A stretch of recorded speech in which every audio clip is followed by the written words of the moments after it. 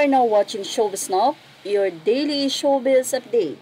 Nagkakagulo nga ngayon ang mga fans ni Alden Richards at Catherine Bernardo or ang kilalang tawag ng kanilang love team up na Cut Den, kung saan ay nagbahagi nga ang ilan sa mga fans ng nasabi nga pong photo ni Alden Richards at Catherine Bernardo sa shooting nila sa Canada.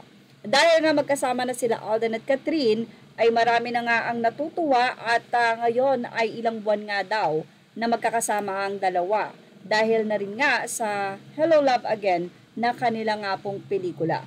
Ang kita nga ang nasabing kasiyahan sa mukha nila Catherine at Alden dahil sabi nga natin ang lahat halos ay excited na sa nasabing sequel ng movie na Hello Love Goodbye na Hello Love Again. Makikita nyo rin yung kanilang kasuotan, mukhang malamig ngayon sa Canada o talagang ito lang yung kasama sa movie. Kailangan talaga yung ganun yung suot. So, titignan natin, napakasimple nung damit ni Catherine. Malalaman natin, syempre, kung ano ang trabaho niya, naging nurse ba siya sa Canada, and anong rason kung bakit nga nagpunta doon si Alden para sundan si Catherine. So, marami po talagang inaabangan na sa nasabi nga pong shooting na ito ng Hello Love Goodbye. Dahil alam naman natin kapag ka Star Cinema, sobrang ganda talaga ng storya. Sobrang binibigyan talaga nila ng quality ang lahat ng kanilang mga pelikula.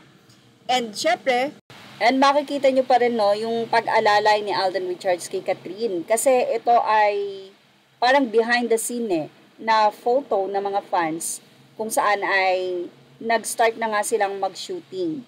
So, may mga taong nandoon at inaalalayan talaga. Si Alden talaga, mahilig talaga siyang mag-alalay. Very gentle.